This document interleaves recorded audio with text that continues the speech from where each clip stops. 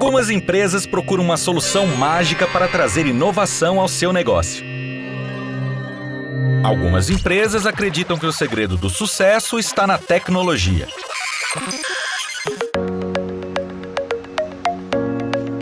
Mas as empresas mais competitivas e modernas sabem que o melhor investimento são os jovens talentos.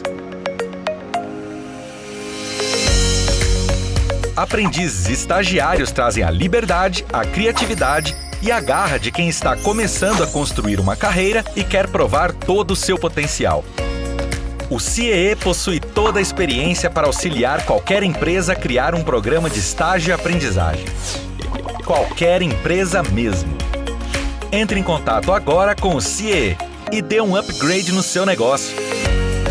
CIEE, transformando vidas, construindo o futuro.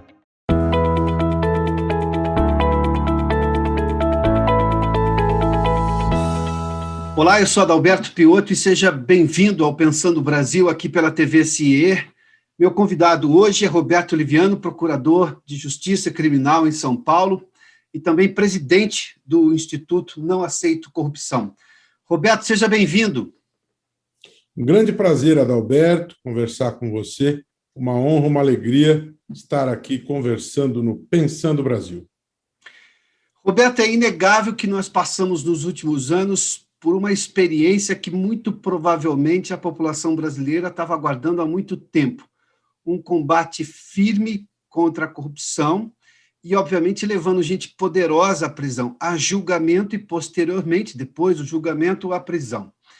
Levando-se em conta os fatos recentes, você acha que nós estamos, neste momento, com o combate à corrupção numa situação muito mais delicada do que estivemos há tempos recentes? Eu vou fazer uma menção muito clara aqui. Lá atrás, o Supremo Tribunal Federal, num tema que ele oscilou bastante, decidiu que não cabe, por enquanto, prisão depois de julgamento e condenação em segunda instância. Até aquele momento, valia. Tanto essa foi a razão que fez muita gente condenada e parar na cadeia. A mesma razão, por uma decisão do Supremo, fez com que essas pessoas fossem colocadas de novo em liberdade. Nós tivemos outra decisão recente do Supremo Tribunal Federal, do ministro Fachin, que era até entendido como muito aliado da Operação Lava Jato, em que tirou todos os processos de Curitiba e os processos vão voltar agora a estaca zero. Levando-se em conta estes fatos, o combate à corrupção está em perigo no país?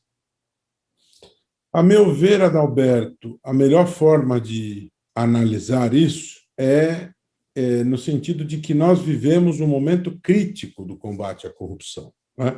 Nós estamos enfrentando a corrupção, nós estamos colocando o dedo na ferida, nós saímos da posição de um país que era um grande exportador de corrupção, um país que praticava a corrupção em alta escala, passando a ocupar a posição de um país que enfrenta a corrupção sem medo, né? O exemplo da Lava Jato, o exemplo do Mensalão, são ótimos exemplos de enfrentamento corajoso à corrupção. São seres humanos que atuaram nesses casos, pessoas acertam, pessoas erram. A meu ver, a quantidade de acertos é infinitamente maior do que a quantidade de erros, né? No entanto, nós temos aí um conjunto de forças que atua no sentido oposto, para que nós não tenhamos sucesso no combate à corrupção.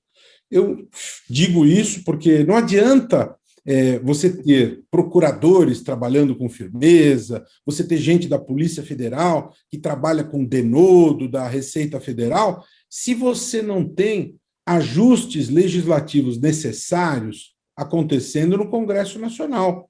Não adianta tudo isso, e aí você tem uma mudança de posição no Supremo Tribunal Federal que decide que a prisão acontece após o quádruplo grau de jurisdição. Nós não temos quádruplo grau de jurisdição no mundo ocidental democrático. Na França, na Alemanha, na Espanha, na Itália, nos Estados Unidos, onde quer que você vá procurar, você prende as pessoas após condenação em primeiro grau, no máximo após condenação em segundo grau. Quádruplo não existe. Quádruplo é pacto diabólico com a impunidade. Não tem outra explicação. Quádruplo é conspiração contra a eficiência. Não tem outra explicação.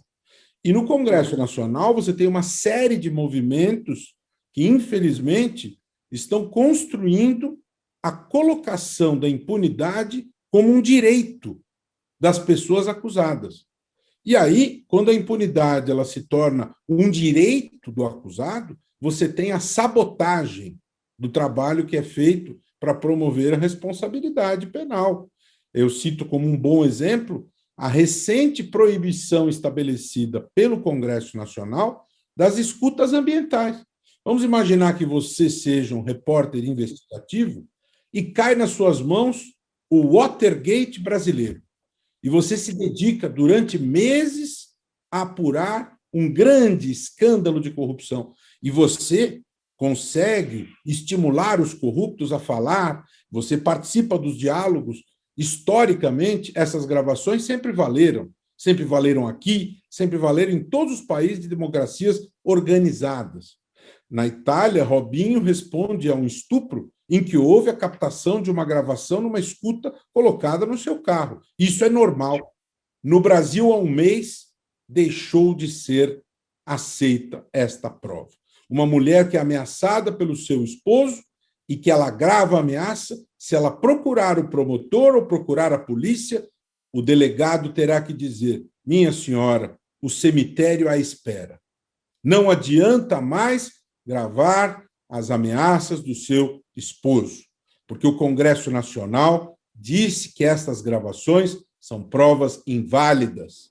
Isso significa o quê? Significa colocar na lei o direito à impunidade. Significa descer a ladeira. Pois não? Roberto, eu vou chegar no Congresso, porque, obviamente, a questão política é por demais importante, sobretudo no que o Legislativo fala-se muito justamente em se renovar o Código Penal e se reescrever o Código Penal, mas sem essa discussão ainda, o Supremo Tribunal Federal, ou seja, dentro do ambiente da justiça, uma corte que era para ser pacificadora, é hoje fonte de insegurança jurídica e recebe acusações porque tem dado motivos gigantescos para se entendê-la como uma corte de interesses de poderosos, em que poderosos conseguem fazer prevalecer sua vontade diante da máxima corte de justiça brasileira. Ou seja, que eu não coloque o ingrediente do legislativo, que obviamente é um problema, e a gente vai falar disso daqui a pouco, a própria justiça tem dado exemplos recentes de que ela abandonou o combate à corrupção. Eu não estou falando, obviamente, do trabalho de primeira e segunda instância, porque a gente viu um avanço gigantesco disso. Eu sou do tempo em que normalmente se dizia, sou de cidade pequena no interior, o promotor vai chegar num acordo aqui com o juiz, o juiz é amigo não sei de quem, e nada vai acontecer no fórum da cidade. A gente viu um avanço nos fóruns das cidades, na segunda instância, nos estados, e a gente vê descalabros justamente em Brasília, seja no Superior Tribunal de Justiça ou no Supremo Tribunal Federal. Como é que eu vou olhar para o legislativo? Ele não está, digamos, se baseando neste novo entendimento da própria justiça para reescrever a lei contra a corrupção no país? Veja, Adalberto, nós temos um princípio que eu chamo de pedra angular do nosso sistema jurídico, que é o princípio da separação dos poderes.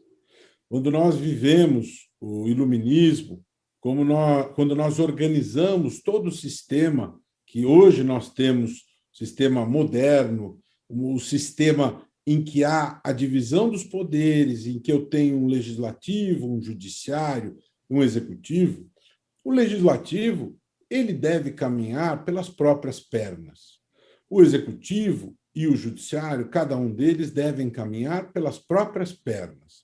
Nós não podemos ter poderes que vivem à sombra dos demais. Se eu tenho um poder que não caminha pelas próprias pernas, este é um sinal de imaturidade da democracia. O judiciário ele deve decidir interpretando ao caso concreto a vontade abstrata da lei. O legislativo deve elaborar leis que resolvam os problemas do povo. Ele deve regular comportamentos de acordo com a evolução da dinâmica social. Ele não deve se mirar naquilo que se decide no Supremo é justamente o contrário, né? O rabo do cachorro não pode morder o cachorro. Aliás, nem o cachorro morder o próprio rabo, nada disso é apropriado. Cada um deve cumprir o seu papel, Adalberto, sem ficar olhando pelo retrovisor do lado que o outro está fazendo. Cada um deve cumprir o seu papel. Como é que nós devemos fazer as novas leis? Nós devemos ter atenção em relação àquilo que ocorre na dinâmica social, não é? Recentemente, por exemplo, foi feita uma nova lei criminalizando a perseguição, o stalking.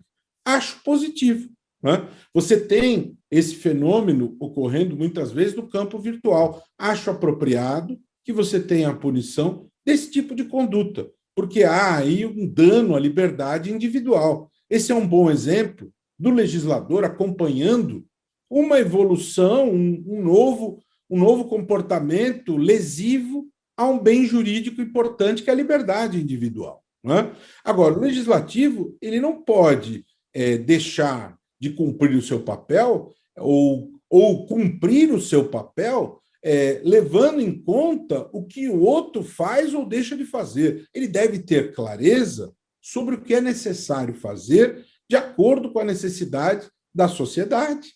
Não é? Cada um deve ter clareza sobre o seu papel e cumpri-lo visando o bem-estar da sociedade, visando a pacificação da sociedade, visando a prevalência do interesse público, sempre tendo em vista a Carta Constitucional que deve nortear estas decisões, que foi construída para regular esses comportamentos. Se a gente levar em conta o comportamento recente do Supremo Tribunal Federal, e eu vou pegar só 2 pontos, em rever posições que ele mesmo tinha apregoado ao país que seria seu entendimento, ou seja, é um revisionismo judiciário que chama atenção num curto espaço de tempo. A sociedade não mudou, o Supremo muda a sua opinião, não sei baseado em quê. E, obviamente, a insegurança jurídica que isso tudo gera. Indo agora para a questão do legislativo, onde é que eu posso ter limitadores à atuação do judiciário no legislativo, porque parece que o judiciário se tornou um poder inatingível, inalcançável e acima de todos, e isso não faz sentido dentro de uma democracia, mas ao mesmo tempo em que o legislativo começa a rever o Código Penal e reescrevê-lo a uma maneira que seria piorar o atual Código Penal, que é objeto de críticas severas já há algum tempo. Muito bom, é muito interessante a sua pergunta, né? Veja, eu não acho interessante socialmente que as decisões do judiciário, ao interpretar a vontade abstrata da lei, elas fiquem engessadas e sejam imutáveis, de maneira nenhuma, né? É plausível, é razoável, é justo que as interpretações dadas pelo judiciário possam ser modificadas. No entanto, como você bem colocou na sua própria pergunta, é necessário que haja segurança jurídica. E, especialmente, o Supremo Tribunal Federal, a Corte Constitucional, ela tem o dever de oferecer à sociedade, de uma maneira muito clara, de uma maneira muito firme, realmente, esta segurança jurídica. O que se espera do Supremo é a segurança jurídica, é que o Supremo seja realmente o guardião da Constituição. Não é que ele seja uma instância recursal, revisora de decisões dos tribunais de justiça, instância revisora do STJ, não é isso que se espera do Supremo.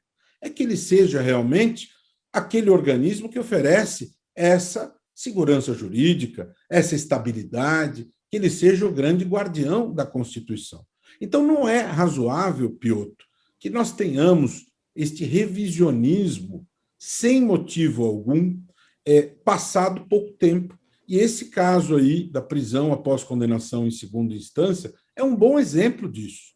Não é sem razão que nós temos a deusa Têmis com os olhos vendados, simbolizando a justiça. Porque a justiça deve ser distribuída para todos igualmente, independentemente das suas características. Quem é o destinatário, qual é o seu sexo, qual é a sua condição social, política ou econômica, todos e todas a que se destina à justiça devem ser tratados de maneira igual. Temes tem os olhos vendados porque o tratamento deve ser o mesmo, não é? Entanto, infelizmente, eu tenho a impressão que muitas vezes, dependendo de quem está sentado no banco dos réus, a venda pode ter sido retirada e pode ter precipitado este processo, fazer com que o revisionismo, infelizmente, se acelere. E isso não é bom. Inclusive, eu vou acrescentar aí na sua pergunta, com ousadia, a minha visão no sentido de que o sistema de escolha dos ministros do Supremo, ao meu ver, precisaria ser revisto no Brasil. Eu vejo como um bom modelo o modelo alemão, em que há mandato para os ministros do Supremo. Acho que essa seria uma mudança interessante para o Brasil. Roberto, então, além do mandato, a escolha também, porque hoje é, por indicação do presidente, uma sabatina do Senado, que historicamente, ou os presidentes da República do Brasil sempre indicaram nomes fantásticos, ou o Senado nunca fez seu trabalho, porque nenhum nome foi rejeitado, o que estatisticamente chama atenção, mas, enfim, você está sugerindo aí que, além de ter-se um mandato para um ministro do Supremo, a escolha seja diferente. Como é que poderia ser essa escolha? Veja, eu não sou o dono da verdade em relação a esta fórmula. Existe uma proposta de emenda à Constituição do senador Lazier Martins, que é muito interessante. Ele fala de mandato, ele fala da desconcentração do poder de escolha, e eu penso que esse é o ponto, Piotr. Sempre que você concentra o poder, em qualquer que seja a situação, você cria um ambiente em que o risco de corrupção aumenta. Concentração de poder e opacidade são dois elementos que geram aumento do risco de corrupção, em geral, né? Então, nessa situação específica, eu acho que a desconcentração do poder de escolha do ministro do Supremo poderia ser saudável. Eu envolveria mais instituições nessa escolha. Ou, no mínimo, que o poder não ficasse tão amplo, né? Que o presidente recebesse uma lista, por exemplo, sêxtupla, né? Que as instituições pudessem ter a possibilidade de indicar para vir gente da academia, gente indicada pelo próprio Supremo, gente indicada pelo Ministério Público, pela OAB, pela magistratura, pela Defensoria Pública, uma lista plural, né, que viesse com nomes chancelados por fontes variadas, que viesse uma lista sêxtupla para o presidente, que fosse uma lista muito bem construída, legitimada por fontes variadas. Aí o presidente tem nas mãos uma lista que vem com a legitimação e aí ele escolhe um desses 6 nomes. E aí um desses 6 nomes que ele indica, aí uma sabatina de verdade pelo Senado, porque você tocou muito bem neste ponto. Já houve rejeição na República Velha, quando o presidente indicou o nome de médicos, e aí houve a rejeição, mas isso é coisa antiquíssima, né? E aí, indicar médico para ministro do Supremo realmente é uma questão complicada, né? Então, nós precisaríamos do Senado cumprindo o seu papel, não cumpre, é tapinha nas costas, é chancela no nome indicado, isso é totalmente impróprio, deveria ser uma sabatina de verdade, permitirmos a presença da sociedade civil nesta sabatina, para as pessoas saberem o que pensa o candidato. Os temas espinhosos deveriam ser apresentados, indagados a esse candidato, e o nome não poder ser tirado do fundo da cartola livremente. O presidente, por exemplo, indicou o procurador Augusto Aras, e esse nome foi tirado do fundo da cartola. Havia uma lista tríplice indicada pela Associação dos Procuradores, havia 10 nomes candidatos, eles percorreram o país, debateram, aí houve uma lista tríplice, o presidente recebeu, e ele nem dos 3, nem dos 10. O nome veio do fundo da cartola. Eu sou contra nomes de fundos de cartola, né? Eu sou a favor dos nomes provenientes do debate democrático, né? Então, eu acho que seria interessante criarmos, por exemplo, uma lista sêxtupla, legitimada por instituições, e aí o presidente realmente ele está legitimado pelo voto do povo, ele indica um desses 6 nomes, e aí o Senado, também legitimado pelo voto do povo, cumpre o seu papel de sabatinar, e aí nós temos uma escolha mais qualificada. Roberto, eu quis... Um mandato de 10 anos. Isso. 10 anos o mandato. Tá bem. Um mandato de 10 anos seria de bom tamanho. Eu quis começar com essas questões mais institucionais, porque elas são extremamente fortes e elas são decisórias.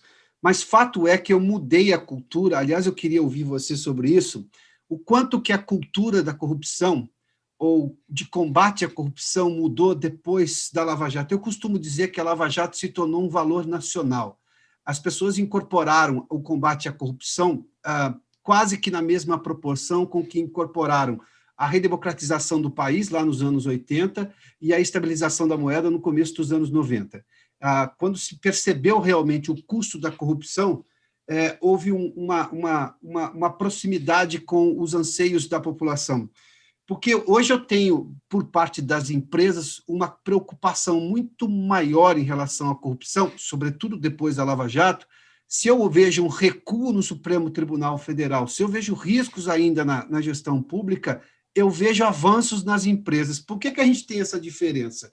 Por que as empresas estão sendo mais céleres e diligentes em relação no combate à corrupção, seja com compliance, seja aderir a esse movimento ESG, que é uma questão de preocupações de meio ambiente, sociais e da governança em si? Por que eu tenho essa divisão do que se pode chamar da sociedade? Porque o governo faz parte da sociedade também. É uma questão muito interessante, Piotr. Nós, no passado, tivemos a questão da sustentabilidade, né? Foi apresentada a questão da sustentabilidade, a questão da responsabilidade social, sim, depois foi apresentada a questão do compliance, né? São facetas interessantes e são apresentadas e representam, a meu ver, inovações importantes, inovações que representam preocupações saudáveis para que nós tenhamos melhoria no ambiente dos negócios, no ambiente da própria convivência social, né? Tudo isso vai se discutindo, vai se apresentando, vai gerando reflexões e melhorias em geral. No entanto, isso é muito complicado, isso não acontece de um momento para o outro, isso é algo que vai se consolidando com o passar do tempo. Isso é um processo lento, um processo gradual, um processo complicado, difícil, que vai sendo assimilado ao longo do tempo, né? Eu diria que a Lava Jato cumpriu um papel relevante, a Lava Jato enfrentou a corrupção do andar de cima, né? Apesar das narrativas que foram construídas naturalmente por parte daqueles atingidos por todos esses trabalhos, principalmente a partir daqueles diálogos que foram vazados, obtidos de maneira criminosa, cujo conteúdo não foi confirmado pelos interlocutores e que também a polícia disse que não tinha condições de atestar que não foram objeto de edição, né? A partir disso, muitas narrativas, Piotr, foram construídas com o objetivo de desmoralizar o trabalho da Lava Jato. Serviu de prova para o Supremo Tribunal Federal considerar o juiz Sérgio Moro suspeito, inclusive, o que chama a atenção, por ministros tidos como garantistas, por sinal.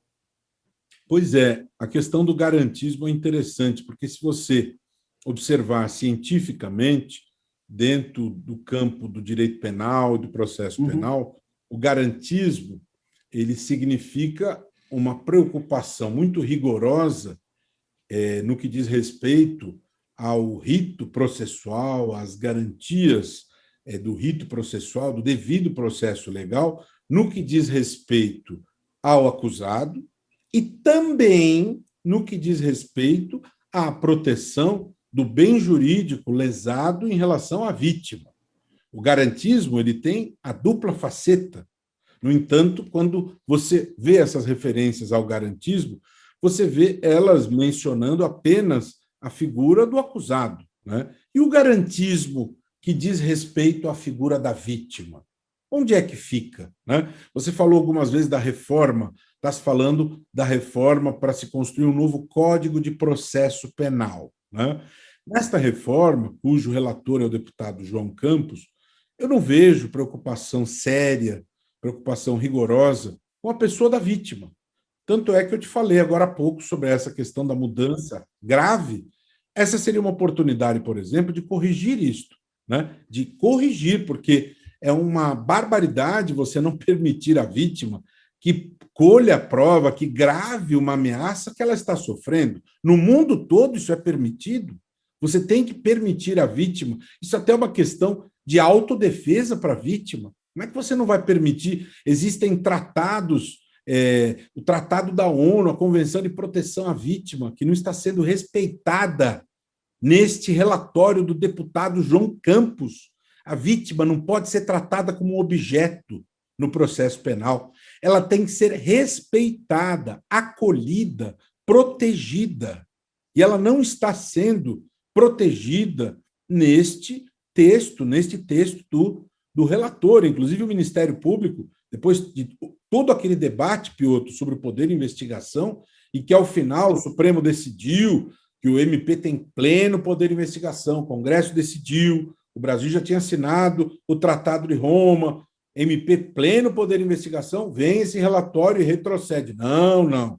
Só investigações suplementares. Ah, tá certo. Se o Hélio Bicudo não tivesse sido pleno no poder de investigação do Esquadrão da Morte, Piotr, aquilo teria ficado totalmente impune. Quem investigou foi o Ministério Público, ninguém mais. Roberto, você fez menção a uma expressão aí, retrocesso. Diante dos exemplos do poder público, e eu estou falando da justiça, especialmente da justiça, eu não corro o risco de ter um retrocesso no combate à corrupção por parte das empresas, porque elas foram extremamente cobradas na Lava Jato. A gente viu uma série de impérios caírem justamente por causa disso. E estes impérios, na verdade, aliás, os críticos à Lava Jato diziam que o combate à corrupção acabou com a economia brasileira. Eles não contam o custo da corrupção na competitividade brasileira, no quanto que a gente perde, no quanto que a gente vitima pessoas, bom, enfim. Eu não corro o risco de ter um retrocesso agora também nessa parte da sociedade, ou seja, das empresas, porque o Supremo Tribunal Federal não tem dado exemplos de combate diligente à corrupção? Uma outra pergunta muito importante, Piotr. O ex-presidente Lula tem dito e repetido, desde aquela decisão do Supremo, que o tornou novamente elegível, mas não o absolveu. Esse é um esclarecimento importante. O ex-presidente Lula não foi absolvido. Ele recuperou a elegibilidade, mas ele continua na condição de acusado. Se ele ainda é acusado, ele não foi absolvido. Houve uma anulação processual, o processo voltou a estaca zero, mas ele continua acusado. Ele só terá sido absolvido quando o mérito for enfrentado e se decidir que ele é inocente. Ele não foi inocentado. No entanto, o ex-presidente Lula, que ainda é acusado, tem dito que a Lava Jato destruiu a economia do país, que gerou um mar de desemprego, etc. É uma boa oportunidade, com todo respeito ao ex-presidente Lula, que é um personagem da história política do Brasil, mas eu divirjo desta posição dele. E eu me vejo muito bem acompanhado na minha divergência. Aliás, eu já me vejo bem acompanhado pelo artigo 5º da Convenção da OCDE, da qual o Brasil é subscritor. Basta ler a Convenção da OCDE de 1997, ao examinarmos o artigo 5º, lá consta muito claramente que não se pode deixar de punir atos de corrupção sob a alegação de danos à cadeia econômica produtiva. Então, a essência do argumento dele é de que tem que se olhar para a economia e que não se pode, porque eu fico com a impressão, olhando ele falando essas coisas, que parece que os procuradores, os juízes, os policiais tinham que ver a corrupção acontecendo e deveriam prevaricar, não deveriam agir. Nada disso. Óbvio que nós podemos, Piotr, sempre melhorar a legislação para que tenhamos uma punição cada vez mais precisa. Podemos pensar em instituir na lei, por exemplo, a perda do controle acionário, do mal executivo que pratica a corrupção. Nós podemos pensar em muitas coisas para aprimorar a legislação. Agora, o MP, a magistratura, a Polícia Federal, a Receita Federal agiram exemplarmente dentro da lei. O empresário honesto, ele espera que a corrupção seja investigada e punida. Você não pode prevaricar, você tem que agir corretamente. Não há outro caminho. É o caminho que deve ser efetivamente seguido. Então, eu, com todo respeito, eu divirjo. Né? E as empresas devem se mirar no bom exemplo da atitude corajosa, íntegra, efetiva. Você tem uma atitude corajosa, íntegra, efetiva, e aí você depura os maus, e aí você tem um mercado limpo, você tem um ambiente previsível. Né? Quando o ambiente se torna previsível, você tem negócios mais seguros, negócios em que as coisas são mais efetivas, e não o subterrâneo prevalecendo. Não aquele terreno do caixa 2 prevalecendo, que é inadmissível. Em que pese o fato de a gente não ter visto avanços, muito mais retrocessos por parte da justiça do terceiro grau, do quarto, ou seja, da justiça máxima em Brasília, a competição internacional vai fazer com que as empresas brasileiras que antes estavam envolvidas em compra de condições favoráveis em contratos com o governo, que gerou todo esse problema da Lava Jato e por aí vai, elas vão ter que se enquadrar e não vão retroceder porque a competição internacional vai obrigar esse compliance, ou seja, a sociedade vai ser mais forte do que decisões de ministros do Supremo Tribunal Federal? Sem dúvida que a pressão decorrente dessa competição internacional é um fator positivo, Piotr. É um fator positivo, isso gera uma pressão realmente que eu considero positivo, mas você tem outros fatores concorrentes, simultâneos, que também são muito fortes, não é? E aí você tem uma situação muito complexa por parte do empresário, se você não tem respaldo nas condições políticas internas. Por exemplo, o presidente da República editou a medida provisória 966. Se você se debruçar sobre ela, você vai ver que no texto consta algo que Temer não fez, Lula não fez, o Collor, que foi afastado do poder por corrupção, não fez. O que consta lá? Agentes públicos estão blindados da punição por atos de corrupção cometidos durante a pandemia. Enquanto a sociedade clama por rigor punitivo em relação à corrupção, um presidente que chegou ao poder comprometendo-se com o povo que ele seria rigoroso no combate à corrupção, por medida provisória, ele blinda agentes públicos que cometam corrupção durante a pandemia. Ele promove um apagão de dados no Ministério da Saúde que obriga o Brasil a formar um inédito consórcio de veículos para nos garantir o direito constitucional de acesso à informação. Nós só podemos saber a quantas andamos em relação aos números da pandemia porque os veículos se uniram e nos oferecem informação, Piotr. Isso é uma aberração. Né? Esse mesmo governo editou a medida provisória 924, que trancou as portas do Ministério da Saúde para a sociedade, para a obtenção de informações que são devidas. Foi necessário ir ao Supremo Tribunal Federal e derrubar essa medida provisória que é afrontosa à Constituição. Então, por mais que a pressão internacional seja positiva para gerar este fator que você apontou, você tem fatores internos que são muito, muito complicados e que competem, né? Que dificultam a vida do empresário, por mais que ele seja resiliente, criativo, guerreiro, né? Não é uma situação fácil. Tanto é assim que a OCDE, que é talvez um dos mais importantes organismos multilaterais do mundo, e é absolutamente decisivo nesse pós-pandemia do mundo, em matéria de empréstimos internacionais, a OCDE está muito apreensiva com o Brasil, mandou um grupo de monitoramento ao Brasil, Sim. vem observando o que se passa aqui e decidiu instalar um grupo de monitoramento à nossa ação anticorrupção, representantes dos Estados Unidos, da Noruega e da Itália, porque está havendo retrocessos graves na ação anticorrupção do Brasil. Isso não é obra do acaso, infelizmente. Isso não aconteceu assim do nada. Isso aconteceu porque o Brasil vem tomando decisões terrivelmente ruins no que diz respeito a esse tema, e a última delas foi a desativação da força-tarefa da Lava Jato pela Procuradoria-Geral da República, né? Como se a corrupção não existisse mais aqui.